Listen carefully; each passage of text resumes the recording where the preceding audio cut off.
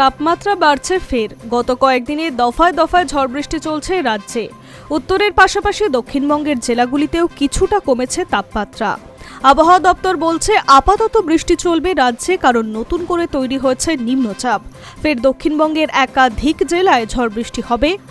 আবহাওয়া দপ্তর সূত্রে খবর, মঙ্গলবার বঙ্গোপসাগরে একটি নতুন নিম্নচাপ তৈরি হওয়ার সম্ভাবনা রয়েছে, যার কারণে গোটা সপ্তাহ জুড়েই রাজ্যের বেশিরভাগ জেলায় ঝড় বৃষ্টির সম্ভাবনা।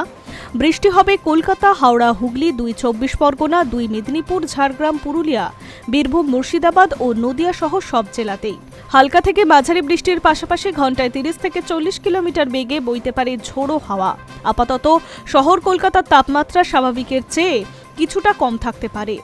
গত কিছুদিন ধরে গরমের দাপট কিছুটা কমলেও ভ্যাপসা আবহাওয়া রয়েছে দক্ষিণবঙ্গে।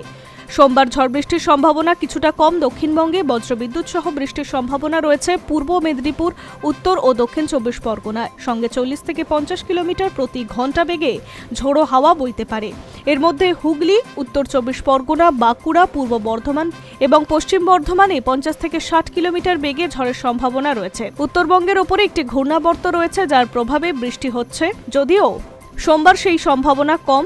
মঙ্গলবার থেকে বাড়বে বর্ষণ। দার্জিলিং, কালিম্পং, আলিপুরদুয়ার, কোচবিহার, জলপাইগুড়ি, মালদা, উত্তর ও দক্ষিণ দিনাজপুরে প্রায় সব জেলাতেই বজ্রপাত সহ হালকা থেকে মাঝারি বৃষ্টির সঙ্গে বৃষ্টির দাপট ও ঝোড়ো হাওয়া বইতে পারে।